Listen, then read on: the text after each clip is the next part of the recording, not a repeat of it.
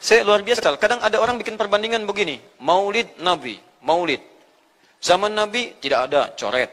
Zaman sahabat tidak ada coret. Zaman tabi'in tidak ada coret. Zaman ini ada. Oh, lalu diserupakan lah yang ikut-ikut ke sini. Antum kalau mengamalkan hukum seperti ini fatal. Zakat pakai beras. Zaman Nabi coret. Zaman sahabat coret. Ya, zaman tabi'in coret. Zaman ulama coret. Zaman antum ada bid'ah antum. Katanya antum itu bid'ah. Saya luar biasa kesal. Kadang ada orang yang bikin perbandingan begini. Maulid Nabi. Zaman Nabi tidak ada, coret. Zaman sahabat tidak ada, coret. Zaman tabi'in tidak ada, coret. Zaman ini ada. Kalau begitu dia bid'ah. Jadi katanya kalau antum kalau mengamalkan hukum seperti ini fatal katanya. Zakat pakai beras diberi contoh. Zaman Nabi coret. Zaman sahabat coret. Zaman tabi coret. Zaman ulama coret. Ya zaman antum ada. Berarti antum bid'ah pakai beras.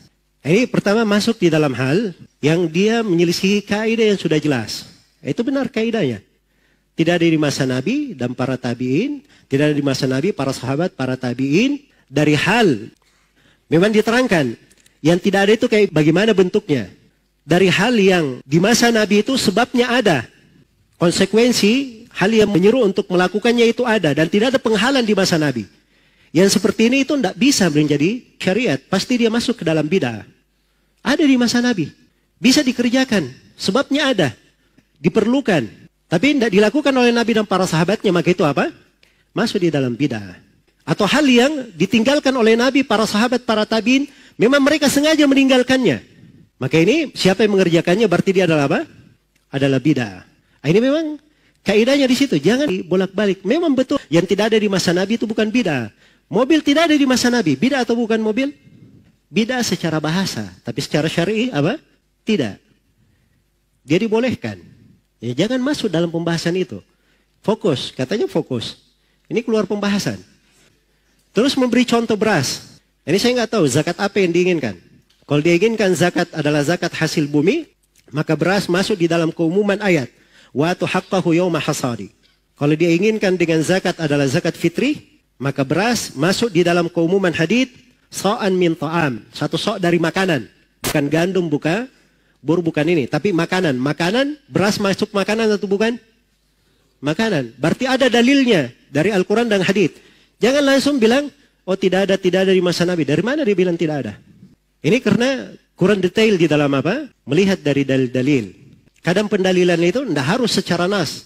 Tapi itu tadi kaidahnya. Jangan keluar dari makna itu tadi. Jadi sesuatu itu kalau dia tidak ada di masa Nabi, padahal ada hal yang mengharuskan hal itu dikerjakan, dan perkara itu juga tidak ada yang menahannya, maka yang seperti ini, itu adalah hal yang tidak boleh ada yang masuk di dalamnya. Bukan perkara yang disunahkan. Nah itulah pembahasan maulid. Alasan maulid apa? Cinta kepada Nabi. Cinta kepada Nabi, semua orang cinta kepada Nabi atau tidak? Iya. Makanya kita tanyakan, kalau memang cinta kepada Nabi, tidak ada yang lebih cinta kepada Nabi melebihi para sahabat Rasulullah SAW. Mereka tidak ada yang bikin maulid. Jadi sebabnya ada di masa Nabi SAW. Tapi tidak ada para sahabat yang melakukannya. Menunjukkan bahwa itu tidak disyariatkan. Dan tidak ada penghalang. Menunjukkan bahwa itu bukan syariat.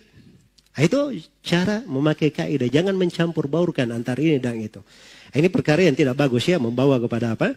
Pembahasan-pembahasan yang sudah dikaji secara ilmiah oleh para ulama. Di ilmu usul fikih itu pendalilan itu ada sumbernya. Ada dari Al-Quran, ada dari hadits, ada dari ijma', ada dari qiyas, ada dari ucapan sahabat.